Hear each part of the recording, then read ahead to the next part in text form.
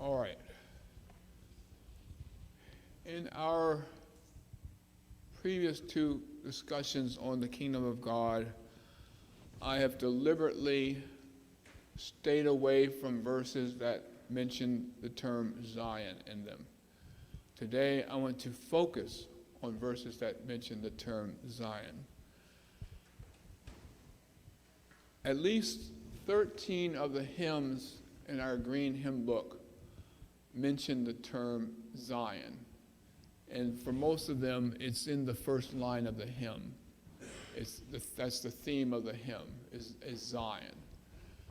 And I'm always thankful when our organist or one of our piano players plays one of those hymns, because I want us to keep that in the front of our minds about what that represents for our hope. Yes? Previously and focusing on that now, why was that important to do that? Because I wanted to lay the groundwork for verses that talked about the kingdom and what that incorporated, and now I'm going to try to show that Zion is a parallel to all that. All right.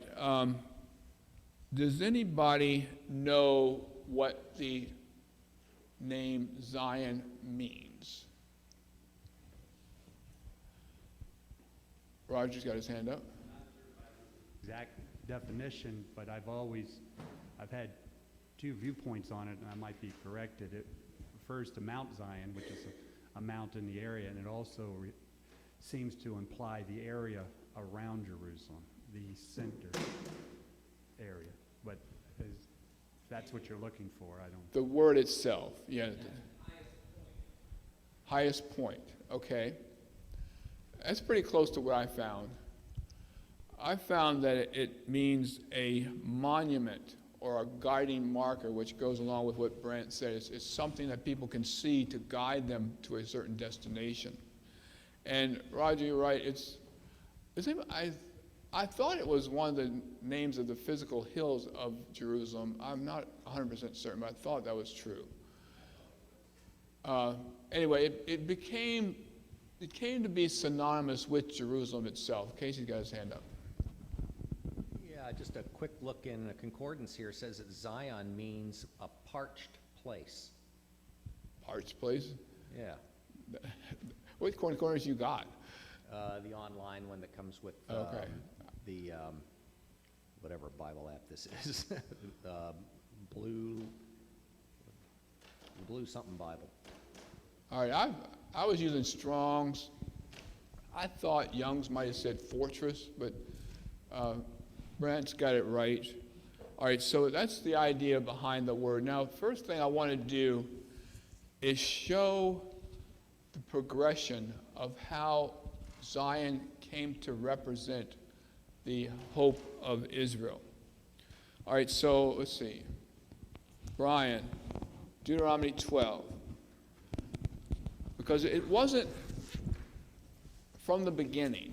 It developed into that. All right, Deuteronomy 12, and I want you to read verses 1 through 7. All right, Deuteronomy 12, verses 1 through 7. These are the statutes and rules that you shall be careful to do in the land that the Lord, the God of your fathers, has given you to possess, all the days that you live on the earth. You shall surely destroy all the places where the nations whom you shall dispossess serve their gods, on the high mountains and on the hills and under every green tree. You shall tear down their altars and dash in pieces their pillars and burn their asherim with fire. You shall chop down the carved images of their gods and destroy their name out of that place. You shall not worship the Lord your God in that way. But you shall seek the place that the Lord your God will choose out of all your tribes to put his name and make his habitation there. There you shall go, and there you shall bring your burnt offerings and your sacrifices, your tithes, and the contribution that you present, your vow offerings, your free will offerings, and the firstborn of your herd and of your flock. And there you shall eat before the Lord your God, and you shall rejoice, you and your households, in all that you undertake, in which the Lord your God has blessed you. All right, so what I want you to notice there is the idea that you're not going to worship as the nations before you, the heathen worship before you. I want you to come to one place, and he calls it several times in Deuteronomy, the place that the Lord shall name. Now, you remember the setting of Deuteronomy. What's the setting of Deuteronomy?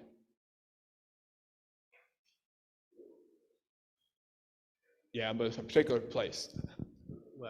Well, physically, I don't know, but it was at the very end when they were, Moses was recounting their history to them up just prior to them entering the land. Yeah, they're just on the east side of the Jordan River. They're just about to enter the land. And so Moses repeats, it's called the second giving of the law by some.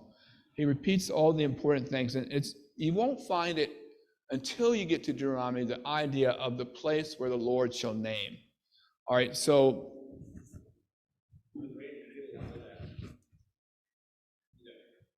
listening to what Casey came up with for the definition, you hear a lot about burning and offerings and, so it kind of makes sense, the parched place as well. yeah, they were to bring their offerings to this one place if they wanted to offer them to the Lord. All right. All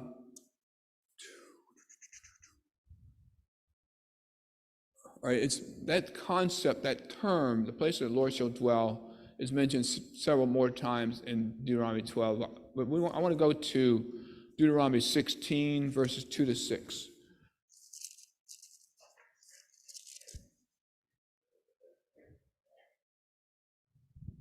Deuteronomy 16, 2 through 6. Correct.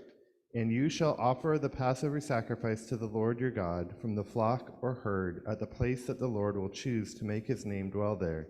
You shall eat no leavened bread with it. 7 days you shall eat it with unleavened bread, the bread of affliction, for you came out of the land of Egypt in haste, that all the days of your life you may remember the day when you came out of the land of Egypt.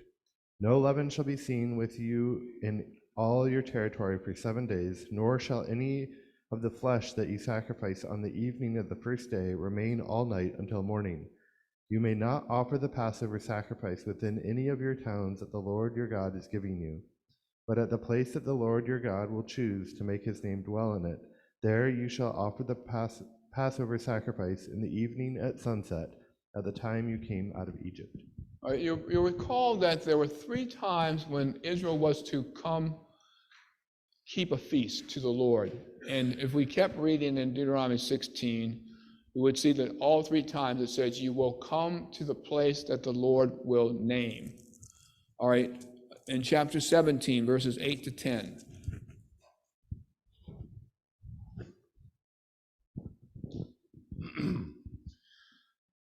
If a man raises which is too hard, if a matter arises which is too hard for you to judge between degrees of guilt for bloodshed, between one judgment or another, or between one punishment or another, matters of controversy within your gates, then you shall rise and go up to the place which the Lord your God chooses, and you shall come to the priests, the Levites, and to judge there in those days and inquire of them. They shall pronounce upon you the sentence of judgment. You shall do according to the sentence which they pronounce upon you in that place which the Lord chooses, and you shall be careful to do according to all that they order you. All right, so if they had a judgment against somebody, they were to bring the matter to the priest at the place that the Lord would name and do whatever the priest said.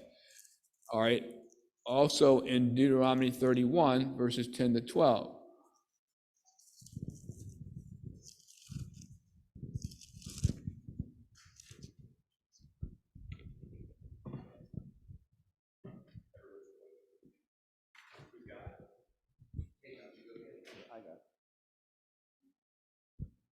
Then Moses commanded them, at the end of every 7 years, in the year for canceling debts, during the festival of tabernacles, when all Israel comes to appear before the Lord your God at the place he will choose, you shall read this law before them in their hearing. Assemble the people, men, women, and children, and the foreigners residing in your towns, so they can listen and learn to fear the Lord your God and follow carefully all the words of this law. All right, so you've got any offering that you want to make to the Lord, you don't make in your own territory where you live. You bring it to this certain place that the Lord will name. To keep the feast of the Lord, you leave your home, you come to the places the Lord will name.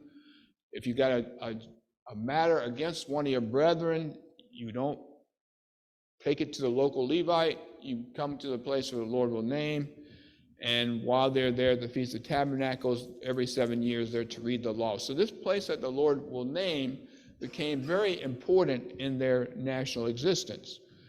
He did not name in these verses a specific place. He just said the place that the Lord will name.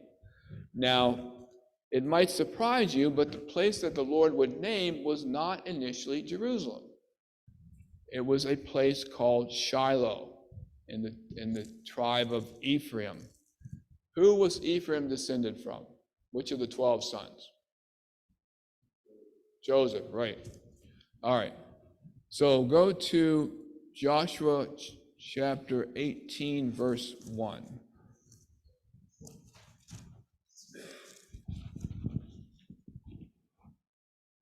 So in the book of Joshua, they're getting into the land, they're getting their lots for where their tribes are supposed to go. So 18:1. And the whole the whole congregation of the people of Israel assembled at Shiloh and set up the tent of meeting there, and the land lay subdued before them. All right, so they set up the tabernacle that had traveled with them all the way through the wilderness. They set it up to stay in Shiloh. All right, Ellen, are you next? Verse 8 of the same chapter. Then the men arose and went, and Joshua commanded those who went to describe the land, saying, Go and walk through the land and describe it, and return to me. Then I will cast lots for you here before the Lord in Shiloh. Okay, so I think there were 7 tribes that hadn't received their inheritance yet. And so he says, okay, go walk through the land, and we're going to cast lots when you get back to see who gets what. All right.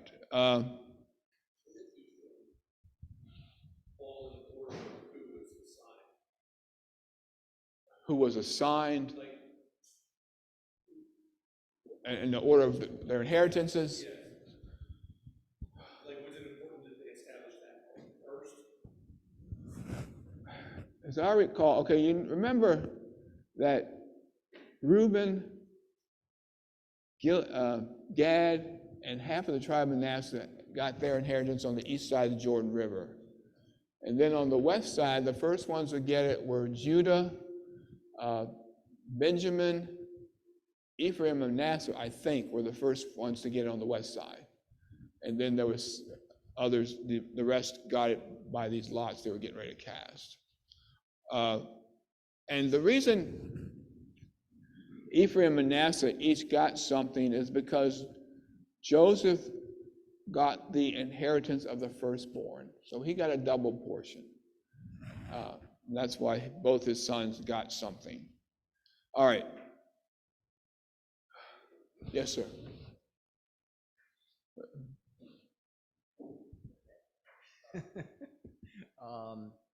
You said that God didn't choose Zion first, he chose Shiloh. I don't see, though, that it says he actually chose Shiloh.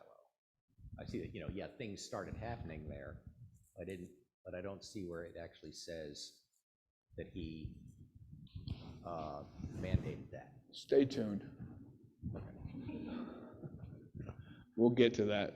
I'm trying to get the base of the tabernacle resting in Shiloh right now. All right. Judges 18. Judges 18. I'm in Joshua. Judges 18, verse 31. They named it Dan after their ancestor Dan, who was born to Israel, though the city used to be called Laish. Wait a minute. You're not in verse 31. Oh, I'm sorry, 31. I just can't see. They continued to use the idol Micah had made all the time the house of God was in Shiloh. Right, okay. So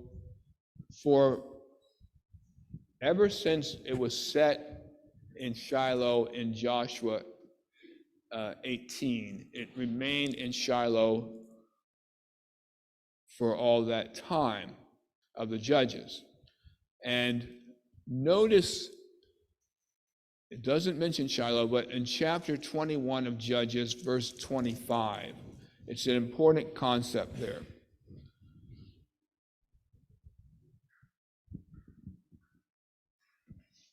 Judges 21, verse 25.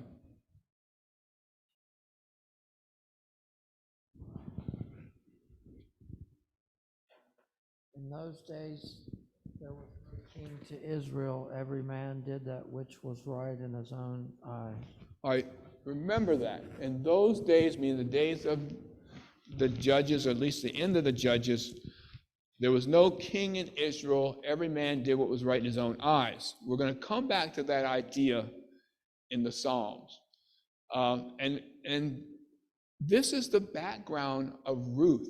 I think a lot of times we isolate Ruth from the judges, but this is the background of what's going on in Ruth and Boaz. All right. So when we get beyond Ruth and we get to Samuel, you're familiar with Samuel, I know. 1 Samuel chapter 1, verse 3.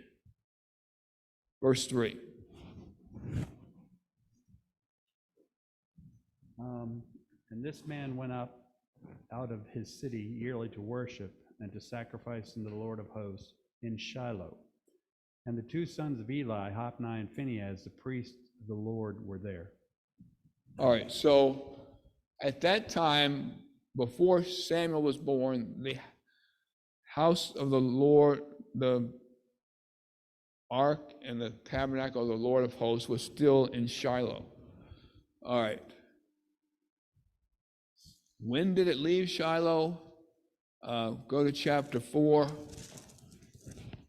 Remember, the Philistines were attacking, and the Israelites were not doing so well. And so we go to verse 4 of chapter 4 and read that, please. So the people sent to Shiloh that they might bring from there the ark of the covenant of the Lord of hosts, who dwelleth between the cherubim. And two sons of Eli, Hophni and Phinehas, were there with the ark of the covenant of God. All right, so they took the ark from Shiloh out to where the army was. And you remember the story, the Philistines captured the ark, and it stayed in their camp for a while. It was doing a lot of damage while it was there to their gods, Dagon, and finally they sent it back. All right, go now to 1 Kings chapter 7. If I can read my writing. 1 Kings 7, verse 27.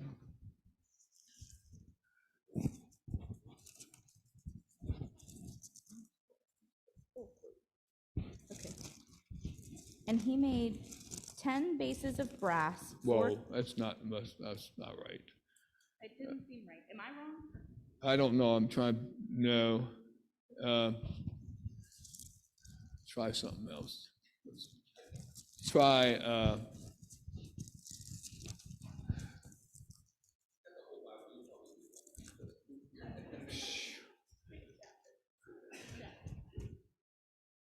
I give up. But it's talking about when one of the priests. Let's see if it's 2 Kings. 2 Kings 3:27. I'm sure that's not right either. What's that? 3:26? 2:26. Why did I write that down? In 1 Kings? Let's see if that's what I wanted. Yes. 2:27, that's what I wanted. I couldn't read my writing. All right. So who's ever next, read 2:27. Wait, hold on. First Kings 2:27 instead of 3:27. Okay. So Solomon thrust out Abiathar from being priest unto the Lord, that he might fulfill the word of the Lord, which he spake concerning the house of Eli in Shiloh. Okay. Jan, do you remember what he said in relation to the house of Eli in Shiloh? Okay. He said, you'll never be priest again, because the sons of Eli were so evil that he took the priesthood away from Eli. And he also took the resting place of the ark away from Shiloh forever. All right. Now, Casey, this is coming to your question. Psalm 78.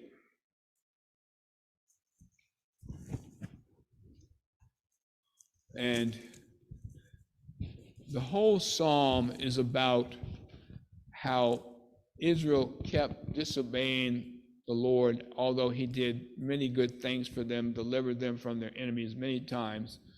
So I want to read verses 51 to 61. And smote all the firstborn in Egypt, the first issue of the virility in the tents of Ham. But he led forth his own people like sheep and guided them into the wilderness like a flock. He led them safely, so they did not fear, but the sea engulfed their enemies. So he brought them to his holy land, to his hills country, which his right hand had gained. He also drove out the nations before them and appropriated them for an inheritance by measurement, and made the tribes of Israel dwell in their own tents. Yet tempted and rebelled against the Most High God, and did not keep his testimonies. But they turned back and acted treacherous like their fathers. They turned aside like a treacherous bow, for they provoked him with their high places and aroused his jealousy with their graven images. When God heard, he filled with wrath and greatly abhorred Israel, so that he abandoned the dwelling place at Shiloh, the tents which he had pitched among men, and gave up his strength to captivity and his glory in the hand of the adversary. All right, so remember verse 60, what Brant read. He forsook the tabernacle of Shiloh, the tent which he placed among men. Now, I want you to notice in particular verse 58. They provoked him to anger with their high places and moved him to jealousy with their graven images. Now, when you read that last verse of Judges, that there was no king in Israel, this is what was going on here in verse 58 of Psalm 78. They had their high places. They had their images, their graven images. That's why it's not saying there was no physical king. Their king should have been God himself, but there wasn't any king. He wasn't their king. They were worshiping all these idols. And it said every man did what is right in his own eyes, meaning every man worshiped the idol of his choice. All right, so then staying in Psalm 78, next reader, go to verses 62 to 72. What was that book again? Psalm 78, verses 62 to 72. And that's pretty much where Brant left off. 78, verse 62.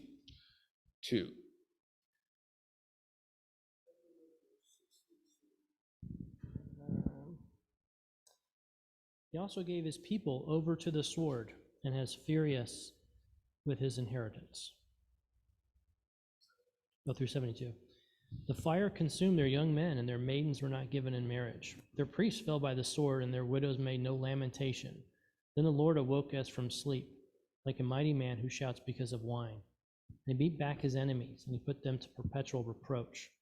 Moreover, he rejected the tent of Joseph, and did not choose the tribe of Ephraim, but chose the tribe of Judah, Mount Zion, which he loved. And he built his sanctuary like the heights, like the earth which he had established forever. He also chose David his servant, and took him from the sheepfolds, from following the ewes that had young he brought them, following the ewes that had young, he brought him to shepherd Jacob his people, and Israel his inheritance. So the shepherds then, according to the integrity of his heart, and guided them by the skillfulness of his hands. All right, so what Jason read was that he rejected the temple, the tabernacle of Joseph, and he didn't place his house in the tribe of Ephraim, but he chose the tribe of Judah for his house, the Mount Zion, which he loved. And he also not just chose Mount Zion, but he chose David to be the head of his people. So that's why there was this transition from Shiloh to Mount Zion as far as where the house of the Lord dwelt. But it didn't just happen overnight that it went from, okay, I don't want it in Shiloh anymore, I want it in Zion. There was a process there. And that process is found in, I think it's the end of 2 Samuel, but I'm going to look at 1 Chronicles. All right, 1 Chronicles 21, and many of you are familiar with this story, but we'll go in there anyway. 1 Chronicles 21.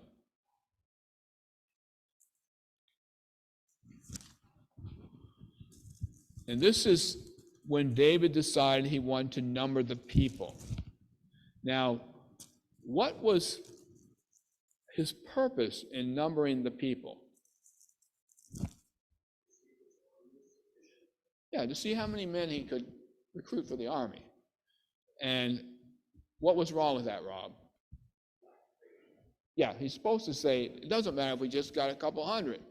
The Lord can cause our enemies to be defeated with a couple hundred like he did with Gideon. All right. So in verses 12 to 14, David's given 3 choices as to how he's going to be chastised for this. And the message delivered through his prophet Gad. All right, so next reader, read 12 through 14. 3 years of famine, 3 months of being swept away before your enemies with their swords overtaking you, or 3 days of the sword of the Lord, days of the plague in the land, with the angels of the Lord ravaging every part of Israel. Now then, decide how I shall answer the one who sent me. David said to Gad, I am in deep distress. Let me fall into the hands of the Lord, for his mercy is very great.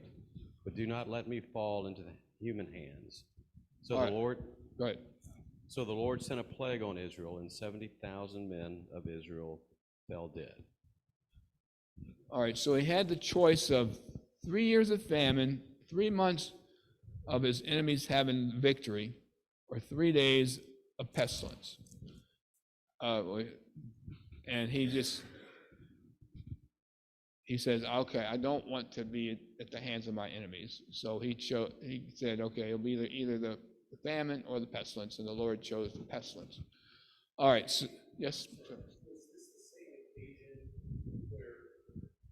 Was this the same occasion where the Lord moved David to number Israel, or was that he did it twice, didn't he?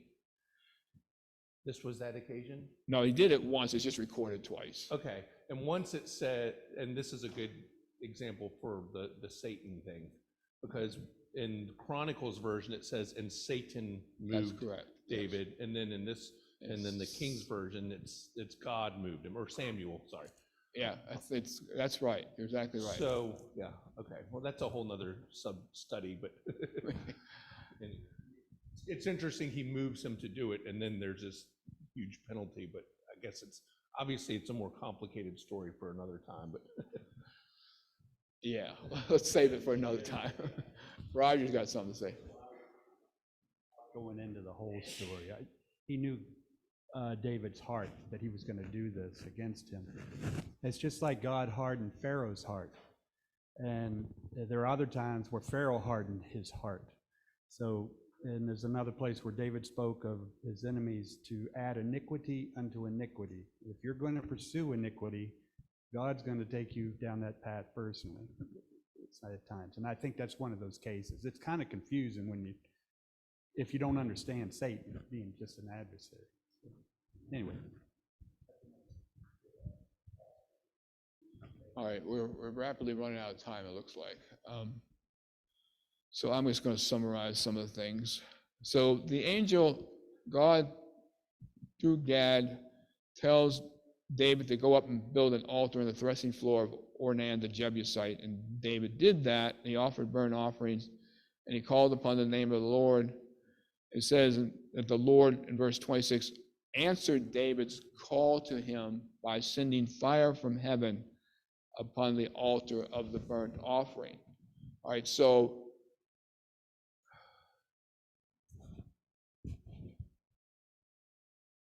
if you look at verse 29, it says the tabernacle was still at the high place in Gibeon. So when all this happens, go to chapter 22, verse 1. David makes a statement. Is this Chronicles? Yes, 1 Chronicles 22, verse 1. Okay. Then David said, "This is the house of the Lord God. This is the altar of the burnt offering for Israel."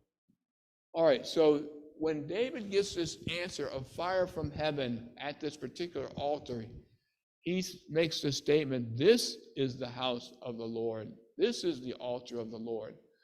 And if you read the rest of 1 Chronicles, the rest of it is about David's preparation to make this site the house of the Lord, including not just the physical part of it, but all the people involved in conducting the national worship. That's was chosen. So that's how Zion came to be equivalent to the house of the Lord. And we ran out of time.